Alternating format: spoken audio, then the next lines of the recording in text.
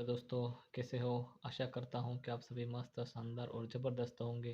दोस्तों, आप सभी का आपके अपने YouTube channel RPSC aspirant Jitesh GK and Sanskrit classes में आप सभी दोस्तों का स्वागत है। दोस्तों, हम पढ़ रहे कारक, जिसमें से हम आज पढ़ेंगे अपादान कारक पंचमी विभक्ति। क्या पढ़ेंगे? अपादान कारक पंचमी विभक्ति। अपादान कारक पंचमी विभक्ति, जिसका सूत्र नंबर फर्स्ट है अपादाने पंचमी। क्या है? अपादाने पंचमी। अपादान में पंचमी विभक्ति होती है, मतलब अपादान कारक में पंचमी विभक्ति होती है। अपादान का मतलब होता है, क्या होता है? अलग होना, पृथक या विश्लेष होना। दूसरा सूत्र आपके सामने है ध्रुवम पाए अपादानम। ध्रुवम पाए अपादानम, जिसकी वृत्ति है अपायो विश्लेषः तस्मिन् साध्ये ध्रुवम अवधिभूतम कारकम अपादानम स्यात्। क्या है? अपायो विश्लेषः तस्मिन् साध्ये ध्रुवम अवधिभूतम कारक अपादानम स्यात्, यानी पृथक या अलग। विश्लेष का मतलब क्या होता है? पृथक या अलग होने की क्रिया अपाय कहलाती है। अपाय किसे कहते हैं? अलग या पृथक होना या विश्लेष होने की जो क्रिया होती है वह अपाय कहलाती है। जो निश्चित होता है वह ध्रुव कहलाता है। ध्रुव किसे कहते हैं? वो जो निश्चित होता है, जो स्थिर होता है, निश्चित होता है, वह ध्रुव कहलाता है। अवधिभूत निश्चित, उस ध्रुव पदार्थ से अलग होने की दशा में ध्रुव पदार्थ की अपादान संज्ञा होती है। अपादान संज्ञा किसकी होती है? ध्रुवम पाय अपादानम सूत्र से ध्रुव पदार्थ से। ध्रुव यानी जो निश्चित पदार्थ होता है, निश्चित होता है, उससे अलग होने की दशा में, मतलब जहाँ से वो अलग हो रहा है उस दशा में वह ध्रुव पदार्थ की किसकी होगी? ध्रुव पदार्थ की अपादान संज्ञा होगी। तो ध्रुव पदार्थ से अलग होने पर की दशा में ध्रुव पदार्थ की अपादान संज्ञा होती है। जिसकी अपादान संज्ञा होती है उसमें अपादान पंचमी सूत्र से, अपादान पंचमी सूत्र से पंचमी विभक्ति होती है। पंचमी विभक्ति कौन से सूत्र से होगी? अपादान पंचमी से। कहाँ पर होगी? जिस ध्रुव पदार्थ से अलग होने की दशा में ध्रुव पदार्थ की अपादान संज्ञा होती है उसमें अपादान पंचमी सूत्र से पंचमी विभक्ति होगी। तो समझ में आया अपाय किसे कहते हैं? पृथक या अलग होने की क्रिया को अपाय कहते हैं, और जो निश्चित होता है वह ध्रुव कहलाता है। ठीक है, आपके सामने उदाहरण है। पहला उदाहरण है पेड़ से पत्ता गिरता है। पेड़ से पत्ता गिरता है। क्या उदाहरण है? पेड़ से क्या गिर रहा है? पत्ता गिर रहा है। कहाँ से गिर रहा है? पेड़ से गिर रहा है। गिरना क्या है? उसकी क्रिया है। और पत्ता क्या है? पेड़ का। तो पेड़ से पत्ता गिर रहा है। कहाँ से गिर रहा है? पेड़। तो पेड़ क्या है? अवधिभूत निश्चित है, जो ध्रुव है वह, ये ध्रुव पदार्थ है। पेड़ क्या है? ध्रुव पदार्थ निश्चित है, तो ये कहीं जाएगा नहीं। लेकिन पेड़ से अलग कौन हो रहा है? पत्ता अलग हो रहा है। तो अपना सूत्र क्या कहता है? ध्रुवम पाय अपादान सूत्र, पृथक या विश्लेष होने की क्रिया अपाय का जो निश्चित या अचल होता है वो ध्रुव पदार्थ है। उस ध्रुव पदार्थ से अलग होने की, ध्यान रखना यहाँ पे, उस ध्रुव पदार्थ से अलग होने की दशा में ध्रुव पदार्थ की अपादान संज्ञा होगी। किसकी होगी? ध्रुव पदार्थ की अपादान संज्ञा होगी। तो अलग किससे हो रहा है? पेड़ से। तो पेड़ क्या है? ध्रुव। तो ध्रुव पदार्थ कौन सा हो गया? पेड़। तो पेड़ में कौन सी विभक्ति होगी? पंचमी विभक्ति। कौन सूत्र से होगी? अपादान पंचमी से। और अपादान संज्ञा कौन सूत्र से होगी? ध्रुवम पाए अपादानम। ध्रुवम पाए अपादानम सूत्र से पेड़ शब्द में क्या अपादान संज्ञा होगी? तो पंचमी विभक्ति बनकर क्या बनेगा? वृक्षात पत्रम पतति। वृक्षात पत्रम पतति। वृक्ष शब्द में पंचमी विभक्ति हुई अपादान पंचमी सूत्र से, और अपादान संज्ञा हुई ध्रुवम पाए अपादानम सूत्र से। ठीक है, आया समझ में? अगर समझ में आ रहा है तो एक लाइक, एक शेयर और एक सब्सक्राइब, तो एक सब्सक्राइब तो बनता है। ठीक है दोस्तों, प्रस्तुत उदाहरण में वृक्ष शब्द ध्रुव पदार्थ है, उससे अलग होने की क्रिया हो रही है। क्या क्रिया को क्या हो रही है? ध्रुव पदार्थ से अलग होने की क्रिया हो रही है। अतः या अतएव ध्रुवम पाई अपादानम सूत्र से वृक्ष शब्द की अपादान संज्ञा होकर अपादान पंचमी सूत्र से वृक्ष शब्द में पंचमी विभक्ति हुई। ठीक है, दूसरा उदाहरण आपके सामने है रमेश गांव से जाता है। रमेश कहाँ से जाता है? गांव से जा रहा है। कहाँ से जा रहा है? गांव से। कौन जा रहा है? रमेश जा रहा है। कहाँ जा रहा है? वो तो पता नहीं। राम गांव से जाता है। तो गांव से अलग होने की क्रिया हो रही है। क्या हो रही है? गांव से अलग होने की। तो गांव क्या हो गया? ध्रुव पदार्थ। तो ध्रुव पदार्थ में कौन सी विभक्ति होगी? पंचमी विभक्ति। तो क्या बना? ग्रामात्। रमेशः ग्रामात् गच्छति। राम गांव से जाता है। वह दौड़ते हुए घोड़े से गिरता है। कहाँ से दौड़ते हुए गिरता है? घोड़े से। तो घोड़े से, तो अश्व से। तो अश्व क्या है? अपादान पंचमी, ध्रुव पदार्थ। तो कौन सी विभक्ति हुई इसमें? पंचमी विभक्ति। अस्वात् क्या बनेगा? अस्वात्। सह धावतः अस्वात् पतति। अस्वात् यानी घोड़ा, और धावत यानी दौड़ना, और सह यानी वह।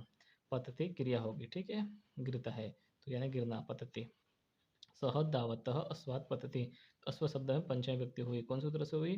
ध्रुवम पाए अपादानम सूत्र से अपादान संज्ञा होकर अपादान पंचमी सूत्र से पंचमी व्यक्ति हुई, ठीक है दोस्तों। बालक भवन से गिरा। कहाँ से गिरा बालक? भवन से। तो भवन क्या हो गया? ध्रुव पदार्थ। तो बालक भवनाद अपतत। भवन शब्द में पंचमी व्यक्ति हुई, ठीक है दोस्तों। दोस्तों आपके सामने तीसरा वार्तिक है, जो है कि जुगुप्सा विराम परमार्थ अर्थानाम उपसंज्ञानम। क्या है? जुगुप्सा विराम परमार्थ अर्थानाम उपसंज्ञानम। यानी जुगुप्सा, जुगुप्सा का मतलब होता है घृणा करना या निंदा। विराम का मतलब रुकना या ठहरना। परमार्थ का मतलब होता है आलस्य, और परमार्थ का मतलब होता है असावधानी। अर्थ वाली धातुओं के प्रयोग में अपादान संज्ञा होती है। कहाँ पर अपादान संज्ञा होगी? जुगुप्सा में, विराम में, और परमाद में। इन तीन शब्दों में अपादान संज्ञा होगी। अर्थात जिससे गणना, जिसके लिए ठहरना, या जिससे आलस्य हो, उसमें पंचमी व्यक्ति होगी। जैसे मोहन पाप से घृणा करता है। मोहन किससे घृणा कर रहा है? तो पाप से घृणा कर रहा है। तो पाप क्या हो गया? अपादान हो गया। तो मोहन पापात जुगुप्सते। जुगुप्सते शब्द के योग में पाप शब्द में पंचमी व्यक्ति हुई। कौन सूत्र से हुई? जुगुप्सा विराम परमार्थानाम उपसंख्यानम सूत्र से पाप शब्द में पंचमी व्यक्ति हुई, यानी अपादान संज्ञा हुई। तो मोहन पाप से घृणा करता है। मोहन किससे घृणा कर रहा है? पाप से। तो जिससे घृणा, तो किससे घृणा हो रही है? पाप से। पाप शब्द में पंचमी व्यक्ति होकर पापात बना, ठीक है। मोहन पापात जुगुप्सते। उसी प्रकार दूसरा, राम पाप करने से ठहरता है। किसके विषय में ठहर रहा है? राम पाप करने से। तो पाप करने के लिए रुकता है वो। तो विरमते, विरमते धातु के योग में पाप शब्द में पंचमी व्यक्ति हुई। राम पापात विरमते, यानी विरमते क्या हो गया? धातु। विरमते धातु के, विरमते, विरमते का मतलब होता है ठहरते, ठहरना। तो क्या हुआ? ठहरने के अर्थ में पाप शब्द में पंचमी व्यक्ति हुई। राम पापात विरमते। धर्म से प्रमाद करता है। धर्म से प्रमाद मतलब, प्रमाद का मतलब आलस्य। धर्म से आलस्य करता है। तो क्या बना? धर्म से। किससे कर रहा है? धर्म से। धर्म शब्द में पंचमी व्यक्ति होकर क्या बना? धर्मात प्रमाद्यति। धर्मात प्रमाद्यति, ठीक है। यह समझ में आया है तो लाइक ज़रूर करें, और चैनल पर नए हो तो चैनल को एक बार सब्सक्राइब ज़रूर करें। चौथा है पित्रार्थ नाम भय हेतु। क्या है चौथा? पित्रार्थ नाम भय हेतु, जिसकी वृत्ति है भयार्थ नाम त्रणार्थ नाम च प्रयोगे भय हेतुर अपादानम स्यात्। भय हेतु अपादानम स्यात्। भयार्थानाम त्रणार्थानाम च प्रयोगे भय हेतु अपादानम स्यात्। हेतु मतलब र में जो अ है वो तो यहाँ पीछे से लग गया, और र में हलंत आता है वो यहाँ पे र का विसर्ग हो गया, इसलिए भय हेतु बना, उसके बाद अपादान बना, ठीक है। तो इसलिए भय हेतु अपादानम स्यात्। भयार्थानाम रक्षार्थानाम च धातूनां प्रयोगे भयस्य यद हेतुः अस्ति तस्य अपादानं संज्ञा भवति। मतलब भय अर्थनाम या रक्ष अर्थनाम धातु च यानी और, दोनों धातु के प्रयोग में भयस्य यद हेतु मतलब भय का जो कारण है, हेतु का मतलब कारण है, उसमें अस्ति है यानी तस्य यानी उसमें अपादान संज्ञा होती है। क्या कह रहा है यहाँ? बी धातु का मतलब होता है भय। बी का मतलब भयार्थक यानी भय करना। जिस बी तथा त्रा धातु त्रणार्थक बचाना या रक्षा करना धातुओं के प्रयोग में जो भय का हेतु है, मतलब भय का जो कारण है, उसकी अपादान संज्ञा होती है। अर्थात जिससे डरने अथवा जिससे बचाने की क्रिया हो, उसमें पंचमी व्यक्ति होती है। कहाँ पर पंचमी व्यक्ति होगी? जिससे डरने, जिससे डरने अथवा जिससे बचाने की क्रिया हो रही हो, उसमें पंचमी व्यक्ति होगी। और कौन से धातु के योग में होगी? बी धातु तथा त्रा धातु के योग में। तो आपके सामने उदाहरण है पहला, सज्जन दुष्टों से डरता है। सज्जन किससे डरता है? दुष्टों से डरता है। तो अपना सूत्र क्या कहता है? भित्रार्थनाम भय हेतु क्या कहता है? जिससे डरने अथवा जिससे बचाने की क्रिया हो उसमें पंचमी विभक्ति होती है। तो यहाँ डरना, डरता किससे है? डरने की क्रिया किससे हो रही है? दुष्टों से हो रही है। दुष्ट शब्द में पंचमी विभक्ति होकर क्या बनेगा? दुष्टेभ्यः। क्या बनेगा? दुष्टेभ्यः। सज्जनः दुष्टेभ्यः बिभेति। दुष्टभ्यः में पंचमी विभक्ति हुई। ठीक है। प्रस्तुत उदाहरण में दुष्ट का भय का हेतु, भय का कारण है दुष्ट। ठीक है। अतएव पित्रार्थानाम भय हेतु सूत्र से दुष्ट शब्द में पंचमी विभक्ति हुई। बालक सांप से डरता है। बालक किससे डर रहा है?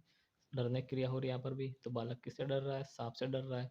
तो सांप क्या हो गई? पंचमी विभक्ति। तो बालक सर्पात बिभेति।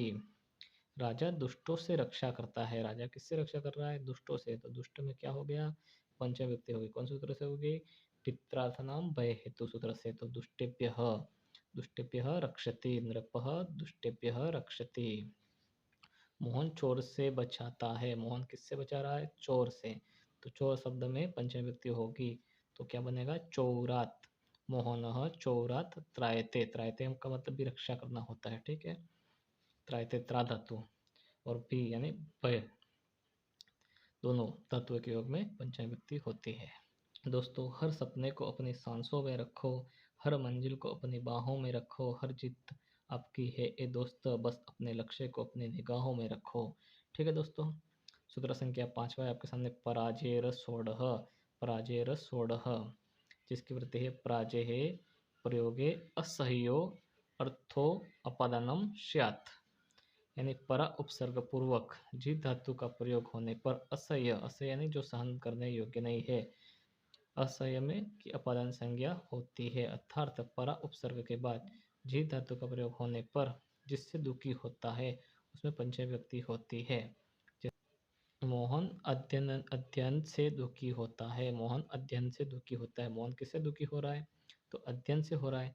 तो यहाँ पे अपना सूत्र क्या कहता है? परा उपसर्ग के बाद जी धातु का प्रयोग होने पर अस यानी जो सहने योग्य नहीं है, जिसका दुख का कारण होता है, अपादन होता है वह। ठीक है। जैसे परा उपसर्ग के बाद जी धातु का प्रयोग होने पर जिससे दुखी होता है उसमें पंचमी विभक्ति होती है।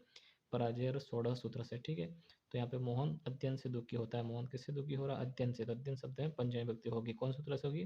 पराजय सोढ़। तो मोहन अध्ययनात् पराजयते। अध्ययन शब्द में पंचमी विभक्ति हुई। परा उपसर्ग के बाद जी धातु है इसलिए। ठीक है। तो कहाँ पर पंचमी विभक्ति हुई? अध्ययनात्, अध्ययन शब्द में। ठीक है। अध्ययनात्। प्रस्तुत उदाहरण में परा उपसर्ग के बाद जी धातु का प्रयोग होने पर अत्यंत शब्द में पराजय सोढ़ सूत्र से पंचमी विभक्ति हुई। ठीक है दोस्तों। क्लास कैसी लगी? अगर अच्छी लगी हो तो लाइक, शेयर और कमेंट ज़रूर करें। चैनल पर नए हो तो चैनल को सब्सक्राइब ज़रूर करें। और आज हमने क्या पढ़ा उसका एक बार अपन रिवीजन कर लेते हैं। तो हमने सबसे पहले प्रथम सूत्र कौन सा देखा था? कौन सा देखा था अपन ने? सबसे पहले सूत्र अपादाने पंचमी। अपादाने पंचमी सूत्र से अपादान कारक में पंचमी विभक्ति होती है। और दूसरा सूत्र अपन ने देखा था ध्रुवम पाए अपादानम। कौन सा? ध्रुवम पाए अपादानम। अपायो जिसकी वृत्ति थी अपायो विश्लेष तस्मिन् साध्ये ध्रुवम अवधिभूतम कारकम अपादनम स्यात्। यानी जिससे अलग होने की क्रिया होती है वह अपाय कहलाता है और जो निश्चित होता है वह ध्रुव कहलाता है। जैसे पेड़ से पत्ता गिरता है, वृक्षात् पत्रम पतति। ये हमने देख लिया। उसके बाद हमने क्या पढ़ा? तीसरा सूत्र कौन सा पढ़ा था हमने? जो एक वार्तिक है। कौन सा? जुगुप्सा विराम परमार्था अर्थानाम उपसंज्ञानम। यानी जुगुप्सा, विराम और परमार्थ धातु के प्रयोग में अपादान संज्ञा होती है। और चौथा सूत्र हमने देखा पित्रार्थ नाम भय हेतु। पित्रार्थ नाम भय हेतु यानी पी धातु तथा त्रा धातु के प्रयोग में जो भय का कारण है या जिससे डरना या जिससे बचाने की क्रिया हो उसमें पंचमी विभक्ति होती है। और पांचवा सूत्र हमने देखा था पराजय सोढ़। पराजय सोढ़ क्या कहता है? परा उपसर्ग के बाद जी धातु का प्रयोग होने पर जिस असह्य की अपदन संज्ञा होती है। ठीक है। यहाँ तक हमने पूरा पढ़ लिया और आगे नेक्स्ट क्लास में अपन मिलते हैं। तब तक के लिए बाय। आपको अगर इस क्लास की पीडीएफ चाहिए तो हमारे टेलीग्राम चैनल पर जाकर ज्वाइन हो जाए। टेलीग्राम चैनल की लिंक आपको इस यूट्यूब चैनल में मिल जाएगी।